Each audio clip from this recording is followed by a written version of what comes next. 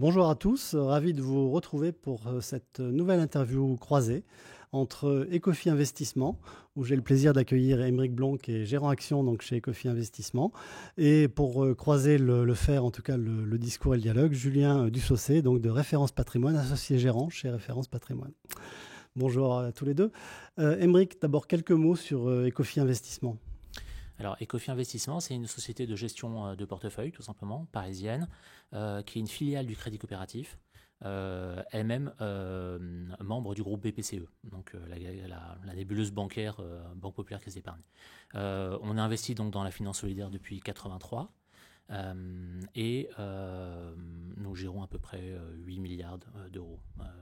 Donc un bel acteur en ce domaine, on va y revenir tout de suite. Julien, quelques mots sur Référence Patrimoine, un cabinet de CGP qui a bien pignon sur rue sur Paris. Oui, c'est ça. Le nom de notre cabinet, c'est Référence Patrimoine. Nous sommes un cabinet conseiller en gestion de patrimoine pour la clientèle privée. Donc nos clients, ce sont des cadres, des professions libérales ou des chefs d'entreprise. Nous faisons du conseil sur les aspects fiscaux, successoraux, matrimoniaux. On parle beaucoup de retraite, de transmission avec nos clients. Ça, c'est pour la partie conseil. Et ensuite, on a une partie intermédiation, où sur l'intermédiation, on va faire de l'investissement financier pour nos clients, donc beaucoup d'assurance vie essentiellement, et des investissements immobiliers. Voilà. Donc en quelques chiffres, on a été créé en 2007. On a à peu près 300 clients, on a environ 40 millions d'euros sous encours, et on a réalisé un peu plus de 150 opérations d'investissement immobilier avec nos clients. Voilà. Bravo, on va y revenir, on va voir justement comment on scénarise peut-être des allocations d'actifs pour ses clients, parce que c'est bien le but du jeu. Alors justement, Ecofi, quelques mots et quelques éclairages peut-être. La finance solidaire, ça recouvre beaucoup de notions, ISR, ESG, tech. Très rapidement, quelques mots sur ces différentes notions. On va commencer des critères plus légers aux critères les plus durs de l'ISR. Donc on commence déjà par le label Tech, qui est un label de transition énergétique et écologique pour le climat, donc qui vise à décarboner les entreprises. C'est complètement d'actualité. Voilà, c'est d'actualité. C'est un premier pas vers une notion d'ISR un peu plus dure. Donc on a après effectivement un ESR un peu plus léger à géométrie variable qui sont les critères ESG, donc environnementaux, sociaux et gouvernance. Et après nous avons effectivement l'ISR, un petit peu le cœur du réacteur chez Ecofi, donc l'investissement socialement responsable qui est effectivement avec une appréciation de ces paramètres d'investissement socialement responsable très élevés. Et tous vos fonds ont ce label ISR chez vous ? Oui, tous nos fonds ouverts sont effectivement ISR. D'accord. Mais depuis le 1er janvier 2019. D'accord, bravo déjà. Mais la question qu'on se pose souvent, c'est est-ce que tout ça est bien réglementé ? Est-ce que chacun ne fait pas finalement sa petite salade avec ses propres mesures, ses propres indicateurs ? C'est ce que j'évoquais avec ces différentes gradations dans l'impact un petit peu ISR, c'est que c'est encore une notion un petit peu floue. Et c'est encore un petit peu à géométrie variable, notamment pour les critères ESG. Vous avez pris le plus sévère, donc c'est bon. Voilà. Alors, nous, on sait effectivement, comme c'est un petit peu l'histoire et l'ADN de Ecofi depuis maintenant 83, c'était le premier fonds de partage qu'on a créé, premier fonds européen. 83. Oui, 83. C'est effectivement un parti pris qu'on a pris de se différencier un petit peu sur la place et d'innover dans ce secteur-là et d'être un peu les innovateurs, les premiers à adopter effectivement une politique un petit peu sans compromis de l'ISR. Donc avant-gardiste dans ce domaine et voilà. Donc forcément à œuvrer pour éduquer finalement et être assez didactique sur ce marché. Alors justement Julien, est-ce que les clients sont appétents et entendent bien ce discours-là ? Est-ce que c'est nouveau ? Est-ce qu'il faut leur inculquer ? Est-ce qu'il faut les obliger un peu à ça ? Et alors, si vous voulez, je pense qu'il y a vraiment deux catégories, mais qui ne sont pas du tout représentées avec la même pondération. On a une toute petite fraction de clients qui sont un peu informés, qui sont au fait de ça, qui ont à la fois une volonté d'être utiles, mais ça dépasse le champ financier. C'est des gens qui sont déjà dans une logique de préservation de la planète, d'être très attentifs à la façon dont ils consomment. Et sur leur épargne, ils vont avoir également le même réflexe. Ils vont venir chez nous en nous disant « je veux épargner ». Peu importe le rendement, c'est souvent ce que j'entends d'ailleurs, mais je veux que ce soit de l'ISR. Mais ça, c'est une fraction assez infime finalement de nos clients, une fraction qui est plutôt un peu plus fortunée que les autres. Pour les autres, oui, il y a vraiment besoin de faire beaucoup d'éducation. Il y a ceux qui en ont un peu entendu parler et qui considèrent un petit peu comme il y a 10 ou 20 ans, comme le bio, que c'est une mode, que c'est gorgé de frais, qu'il y a moins de performance, qu'on ne peut pas vérifier, que c'est opaque. Donc ceux-là, il faut faire il faut vraiment aller percer et casser. Les accompagner. Il faut les accompagner parce qu'il y a beaucoup d'a priori là-dessus. Et puis il y a toute une frange de la population qu'on essaye de toucher, nous, en devenant de plus en plus acteurs de ça, où on se dit, tiens, vous voulez épargner, mais savez-vous qu'il existe également l'ISR ? Alors, on va essayer de façon très modeste à contribuer justement à cette éducation.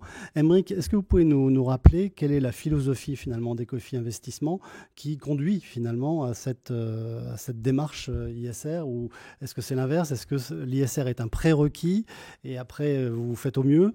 Comment ça se passe? Quel est le process et la philosophie? Dans un premier temps, nous avons effectivement un processus ISR qui vient effectivement exclure des sociétés, des secteurs d'activité, tabac, armement par exemple, ou des sociétés qui auraient leur siège dans des paradis fiscaux. Ensuite, nous avons effectivement une approche de tri un petit peu quantitatif sur des paramètres financiers un petit peu plus larges.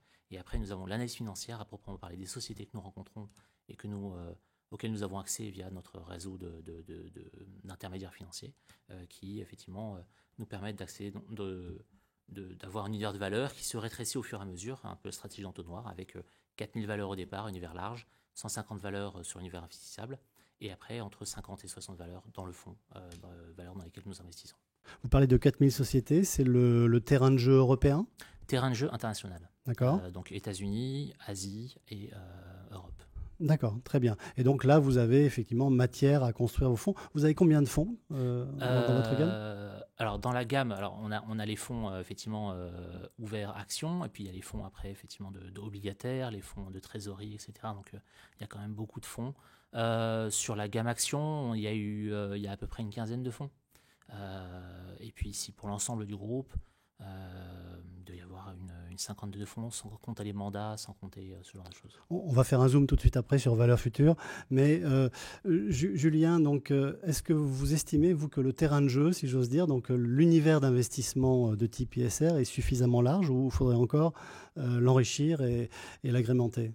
Non, il n'est pas suffisamment large. Il n'est pas suffisamment large pour deux raisons. La première, c'est qu'il faudrait que toutes les compagnies d'assurance, parce que là, si on parle d'assurance vie et des unités de compte qui sont référencées, il faudrait que toutes les compagnies d'assurance avec lesquelles je travaille puissent me dire j'ai au moins 20, 30, 50, encore plus que ça, de fonds ISR. On en a 70, nous, ça va. Voilà. On est dans les quotas. Vous faites partie des bons élèves, mais il faudrait que toutes les compagnies d'assurance le fassent. Et puis après, pour reprendre ce qu'on se disait il y a quelques jours avec mon associé, on se disait que finalement, c'est comme le bio. Il faudrait qu'un jour, ça n'existe plus, l'ISR. Il faudrait juste qu'il ne reste plus que ce qu'on appelle les vice funds, c'est-à-dire que les fonds vicieux, c'est-à-dire ceux qui ne respectent pas l'ISR. Donc on n'y est pas encore. En effet, est-ce que ce sera un vrai succès quand on parlera plus d'ISR, l'avis du gérant? Effectivement, aujourd'hui, on voit qu'il y a une grande partie de l'industrie qui commence effectivement à se convertir, se sensibiliser à ces problématiques ISR ou ESG.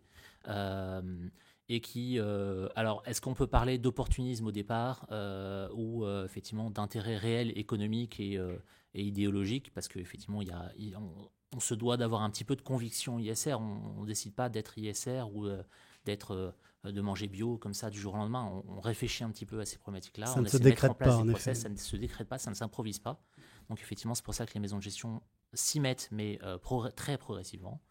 Et que effectivement, les acteurs qui s'y sont mis un petit peu en amont il y a quelques années ont déjà un peu une longueur d'avance, mais beaucoup de maisons de gestion commencent vraiment à investir beaucoup là-dedans et à s'y intéresser. Alors pour conserver cette longueur d'avance, rester avant-gardiste, donc Ecofi Valeurs Futures, c'est quoi ses composantes, c'est quoi ses ingrédients? Alors valeurs futures, vous voulez dire Ecofi enjeux futurs, pardon. Enjeux futurs, oui. Pardonnez-moi. Excusez-moi. C'est un fonds d'investissement, donc action, où on ne shorte pas les valeurs, c'est long only. Et donc nous achetons en général nos participations pour le moyen long terme.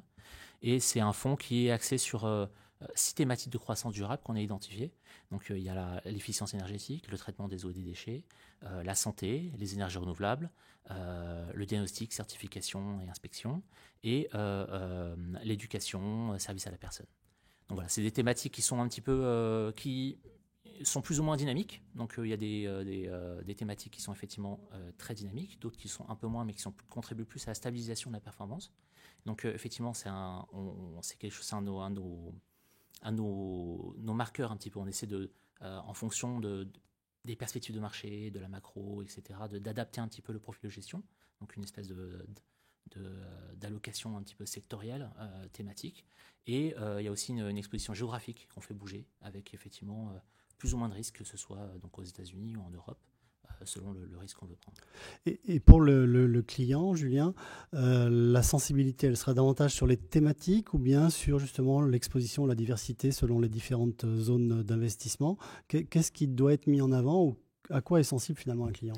Si on part sur une logique 100% ISR avec les clients, on va partir du principe qu'on veut avoir une certaine diversification dans le fonds ou prendre plusieurs fonds pour avoir une diversification sur le portefeuille. Donc une fois qu'on a validé qu'on avait des fonds ISR et qu'ils étaient bons, du coup on va avoir exactement la même grille de lecture que ce qu'on pourrait avoir avec des UCITS classiques, par exemple. Et les véhicules que vous utilisez, je crois que vous êtes assez éclectique dans les différentes notions pour adresser finalement une allocation de type ISR. Quels sont-ils, ces véhicules? Oui, en fait, plus on grossit, plus on essaye de segmenter un peu notre clientèle de manière à avoir l'outil à chaque fois adapté à cette clientèle-là. On a commencé par la clientèle un peu plus fortunée avec des feeds. Luxembourgeois. Qu'on allait plugger sur des assurances luxembourgeoises, où c'est à cette occasion qu'on a connu Ecofi, qui là intervient en tant que gérant et à qui on laisse la main. Ensuite, on a une partie de notre clientèle qui est plus une partie patrimoniale, qui va nécessiter à partir de plusieurs centaines de milliers d'euros d'avoir un mandat de gestion. Là encore, on peut faire appel à Ecofi ou à un autre gérant au sein du contrat pour aller gérer en fonction d'un profil risque. Puis ensuite, on a toute une frange de nos clients qui ont un peu d'épargne sur des contrats d'assurance vie, mais qui ont vocation à grossir ou qui ont vocation à être utilisés. Et là, on fait de la gestion libre conseillée, où c'est nous, CGP, qui allons aller chercher dans le stock, dans les UC qui sont référencés parmi les assureurs. Et on retombe sur le problème dont on parlait tout à l'heure. D'accord. Justement, c'est aussi une problématique qu'on a confiée à Ecofi Investissement, parce qu'on leur a confié donc, la gestion d'un profil au sein de nos contrats. Si on revient sur Enjeux Futurs, les moteurs de performance, ça marche à quoi? La performance, ça se construit avec quoi? Question assez large, on pourrait en parler pendant des heures. On va essayer de faire vite. Justement, c'est être capable de qualifier un petit peu les moments où les marchés évoluent de manière adverse ou pas, et essayer d'orienter un petit peu justement ces différentes thématiques pour gérer cet aspect un petit peu risque ou défensif, préservation de la performance, ce genre de choses. Indépendamment du fait que ce soit des thèmes durables. Donc effectivement, nous, c'est des thèmes, la plupart des sociétés qu'on a en portefeuille, on les garde sur le moyen long terme. Donc c'est des participations qu'on garde 1, 2, 3 ans parfois, voire même plus. Parce qu'on a validé le fait que les dirigeants aient bien fait leur travail, que la stratégie qu'ils mettent en place est une stratégie qui est valable dans le temps, que la société est innovante, qu'elle a les moyens de mettre en place sa stratégie. Et après, on s'intéresse beaucoup à l'historique de performance des dirigeants. Donc effectivement, on va valider au fur et à mesure des publications que les dirigeants font bien leur travail et que les publications sont adéquates. Et c'est quoi le premier driver? C'est le risque ou la performance? C'est un mix. Je ne peux pas exclure l'un et l'autre. Les deux vont de pair. Nous, ce qu'on sait, c'est que via la stratégie ISR qu'on a mise en place, ou qu'on essaie de mettre en place tous les jours, c'est que, effectivement, l'ISR est là, il contribue à la performance, et il nous permet aussi de réduire un petit peu le risque intrinsèque à chaque société ou secteur. On le voit, des exemples comme Volkswagen sur la crise du diesel. Volkswagen a montré qu'il ne savait pas trop innover. Pourtant, Volkswagen, c'est le premier budget R&D du monde, c'est 14 milliards d'euros d'investis chaque année. Et pourtant, effectivement, on voit que les motorisations ne sont pas du tout au niveau et que la partie électrique a complètement été laissée de côté. On voit que Bayer, par exemple, dans les pharmaceutiques qui a racheté Monsanto, s'était peu préoccupé de considérations écologiques, et là, aujourd'hui, le paye au prix fort en termes d'image, en termes d'amende. On est rattrapé par la patrouille. Voilà. On voit que souvent, on est vraiment rattrapé, comme vous le dites, par la patrouille, et que ces considérations qu'on estimait un petit peu secondaires avant, aujourd'hui, occupent souvent le devant de la scène et drive un peu la performance. Alors justement, la performance, c'est quoi sur Enjeux Futurs? c'est-à-dire en termes de pourcentage. Oui, tout à fait. On est à 23% depuis le début de l'année. Ah oui, quand même. Ouais. Oui, donc ça n'est plus finalement un frein à la performance, comme pouvaient le ressentir peut-être certains clients. Alors, Oui, ce qui est intéressant sur ce fonds-là, c'est que la performance, c'est ça, et la volatilité, c'est depuis le 1er janvier ou à Elle est un un an. petit peu inférieure au MSCI World. Donc, effectivement, c'est une volatilité qui est sous contrôle avec des bêtas qui sont aussi sous contrôle. Donc, Voilà, c'est parce qu'il faut toujours parler de la Bien volatilité sûr. quand on parle du rendement. C'est pour ça que je parlais de quel driver finalement on privilégiait. Vous nous avez dit ni l'un ni l'autre, un mix des deux. Alors, pour les clients, comment adresse-t-on finalement une allocation, je vais prendre un petit peu plus de hauteur, pardonnez-moi, une allocation donc ISR pour répondre à quels enjeux, quels objectifs patrimoniaux principaux?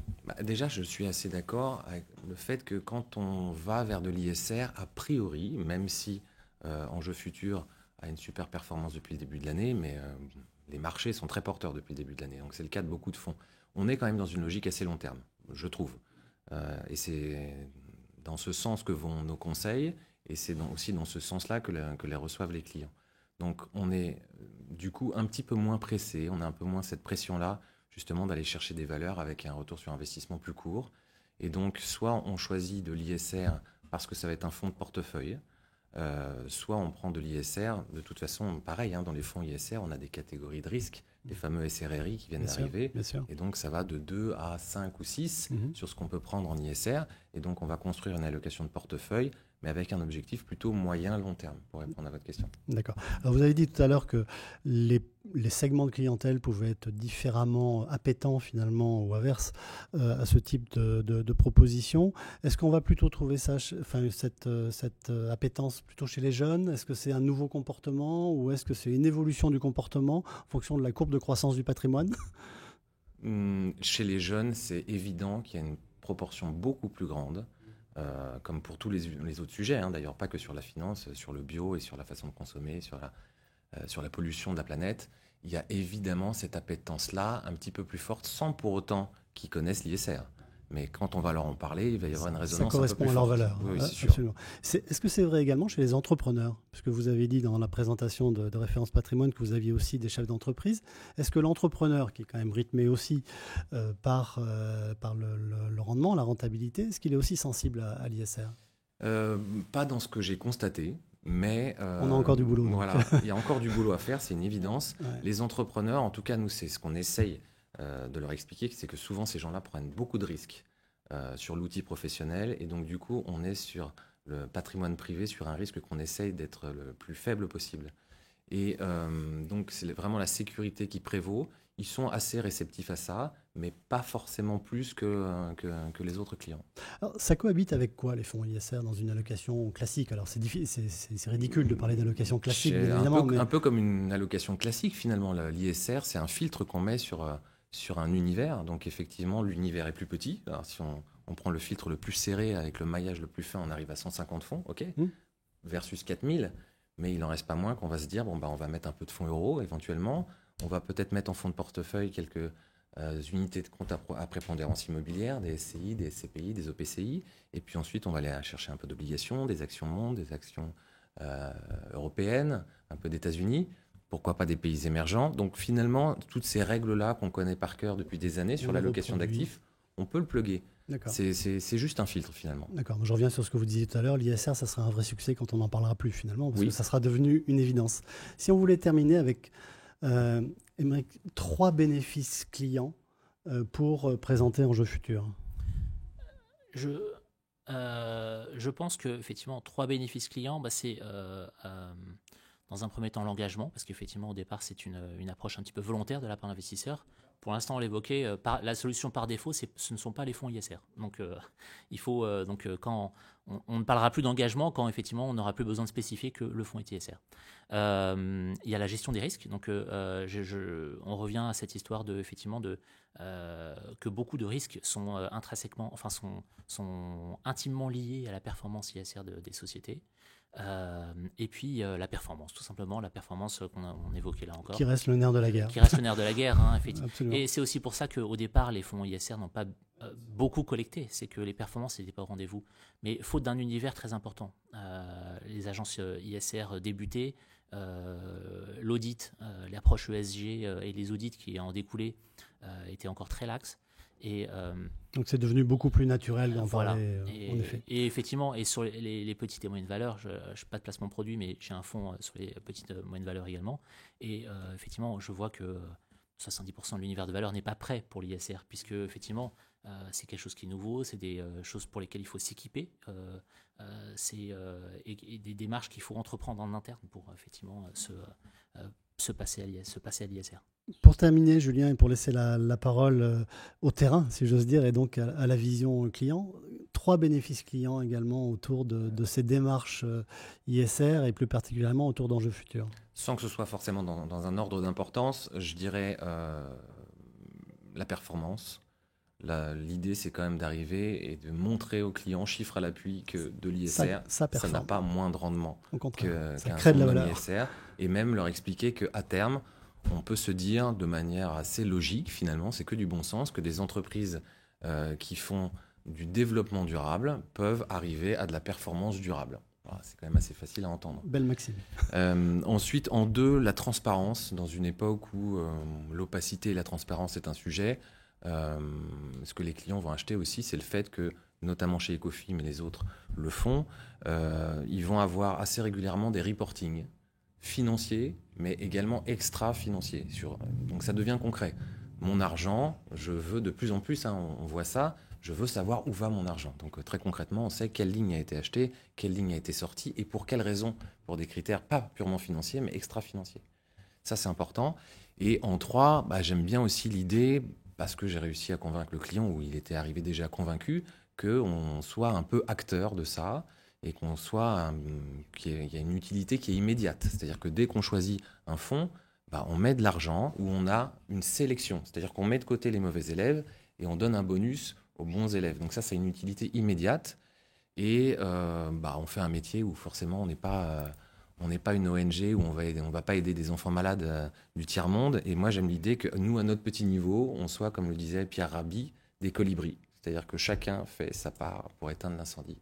Absolument. Écoutez, messieurs, merci. Ça aurait été notre contribution, modeste, mais néanmoins, on va essayer de lui donner une belle résonance. Donc, pour faire valoir cette idée, cette notion d'ISR, qui aujourd'hui n'est pas antinomique avec la performance. En tout cas, on a bien compris ça. Je vous remercie beaucoup de cet éclairage croisé. Merci à vous. Et à très bientôt. À bientôt. Merci.